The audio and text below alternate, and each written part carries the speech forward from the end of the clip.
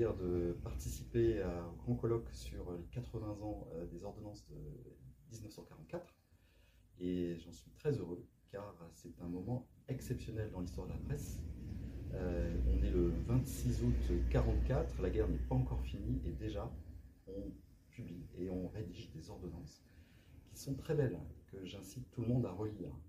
Alors je les ai relus récemment, donc je peux vous restituer l'article 1 par exemple. Et l'article 1 dit que la presse n'est pas un instrument de profit commercial, mais un instrument de culture. Et ça fait beaucoup de bien à entendre par les temps qui courent.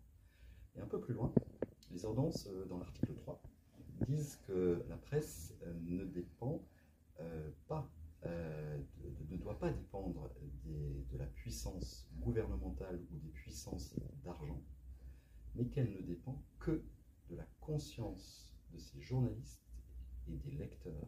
Et là aussi, je trouve que c'est à méditer, à répéter, à apprendre par cœur, comme j'ai essayé de le faire, et que c'est une belle entrée en matière pour ce colloque, et c'est aussi une belle entrée en matière pour les états généraux de la presse indépendante, qui ont été lancés en parallèle des états généraux d'information officiels, ceux de l'Élysée, parce qu'il nous semble, nous autres, les médias indépendants, ainsi que les syndicats de journalistes, des collectifs, des associations de journalistes, il nous semble important de refonder le secteur de la presse profondément.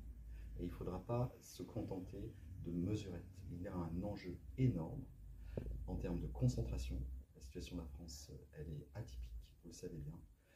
Un enjeu énorme pour la liberté d'informer, pour la protection des sources.